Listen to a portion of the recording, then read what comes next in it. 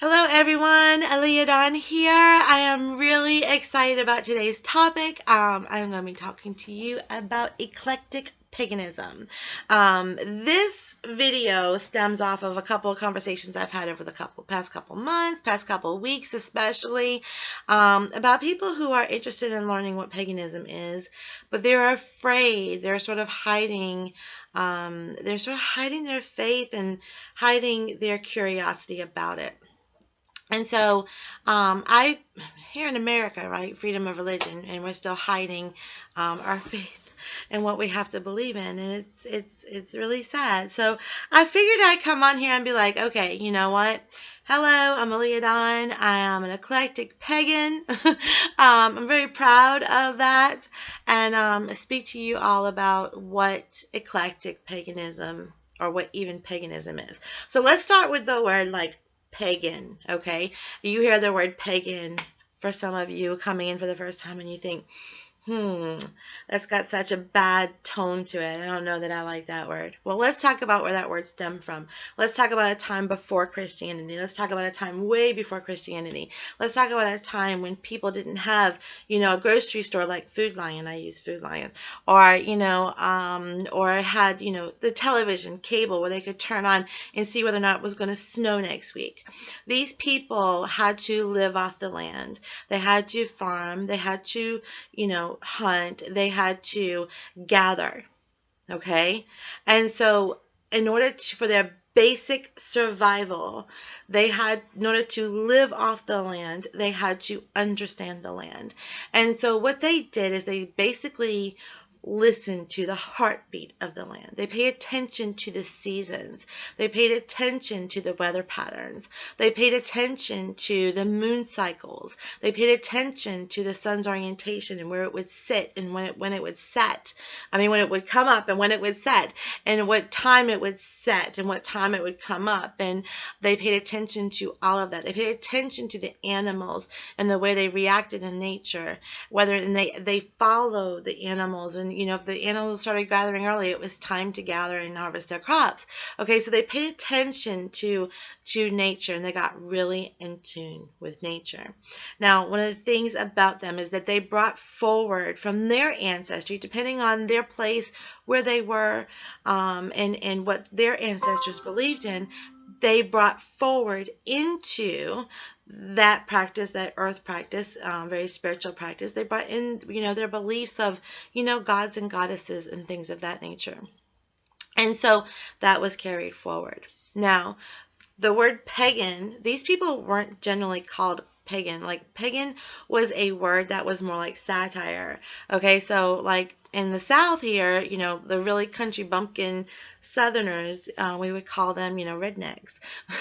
Sorry to my Southern gentlemen. I love the country, and I love the fact that you are so attuned to your nature. But we do call them rednecks, okay? And so back then they even had country bumpkins to the country bumpkins, and they were basically called pagans. Okay, it was a satire kind of term. Well, when Christianity came in, and it invaded the lands and took some of these people as followers. Anyone who did not follow were considered pagan, and they would call them, pagans, and they did it in a very distasteful, disrespectful kind of a way. Okay, so they were like pagans, like those are the pagans. They're not Christian, they're pagans.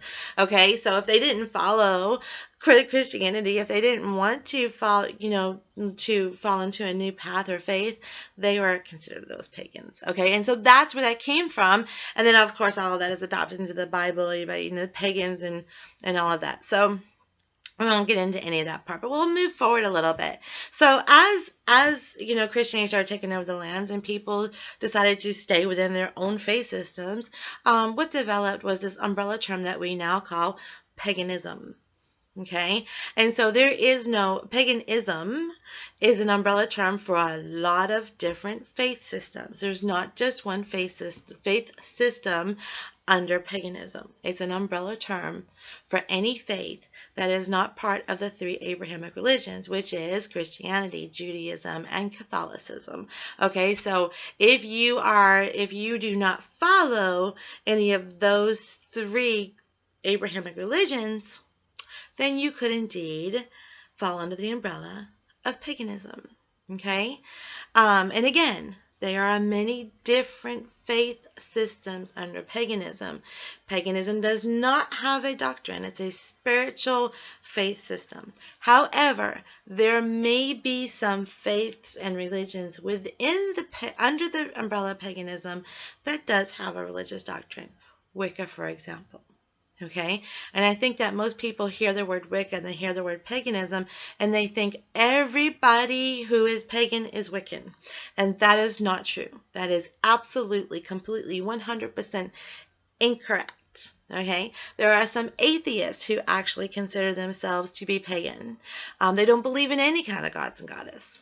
Okay, so there is the faith system of Wicca, which does have its doctrines, and then there is paganism and many other different faiths, many other different faiths. If it is not part of the three Abrahamic religions, it is indeed under the umbrella term of paganism. Some faiths don't want to consider themselves under that umbrella term, even if they're not of Christian orient, because paganism has had such a bad stigma and name to it. But if your faith system is not under the three Abrahamic religions, it does fall under the umbrella term of paganism. So there's that.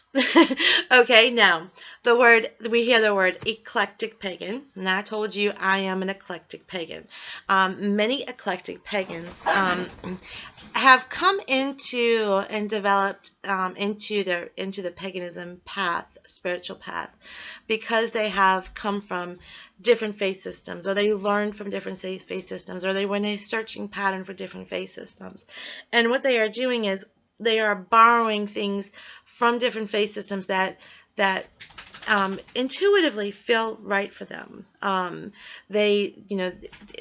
The way they practice, the way that they perceive their spiritual faith systems may make sense and come in line with other faith systems that it may be even part of their ancestry and they don't know it, genealogy, so they may borrow from different faith systems that just make sense to them inside, instinctual, and there's no one to say, you know what, you can't learn that way, or you shouldn't feel that way, or you shouldn't understand the energy that way, and oh my gosh, you're going to go to hell if you don't follow my way, and you're not worthy of love because you're not following my way.